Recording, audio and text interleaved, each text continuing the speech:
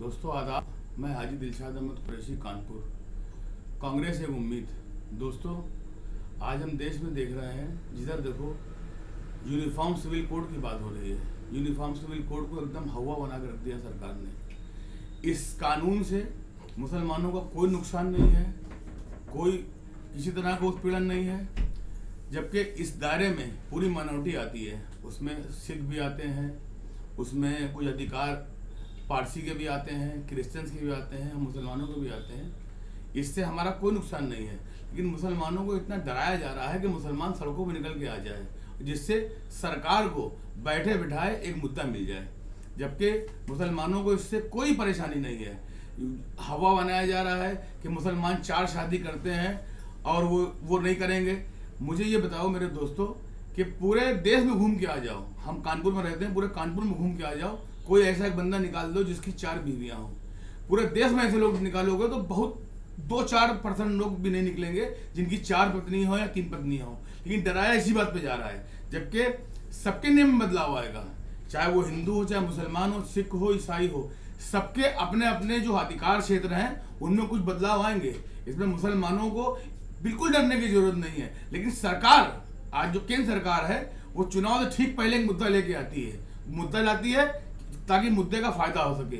आपको याद होगा पिछले चुनाव में मुद्दा लेकर आई थी, जब कुछ बाबा निकल के आए थे। एक बाबा कहता था कि 35 रुपए में पेट्रोल बिकेगा, एक बाबा कहता था कि डॉलर 1 रुपए के मुकाबले हो जाएगा। लेकिन सब कुछ खत्म हो गया, सब कुछ उल्टा हो गया, आज तक बाबा गायब हो गए। इस बार एक बाबा और लॉन्च किया गया है कि हिंदू राज बनेगा, लेकिन चुनाव के बाद ये भी खत्म हो जाएगा, वो भी गायब हो जाएगा। दोस्तों, हमें आपको अपने जहन पर जोर देना है, हमें अपने बच्चों को रोजगार देना है, हमें अपने बच्चों को नौकरियां देनी है, हमें अपने बच्चों को शिक्षा देनी है।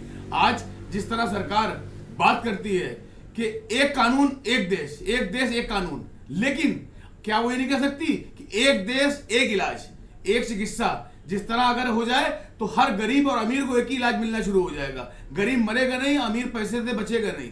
और एक देश एक शिक्षा की बात क्यों नहीं करती है? जहां अमीर का बच्चा पढ़ेगा वहां गरीब का बच्चा पढ़ेगा। अगर अमीर का बच्चा IPS IAS बनेगा तो गरीब का ही बनेगा, जबकि गरीब का बच्चा मिड डे मील खा के भिखारी बनता है।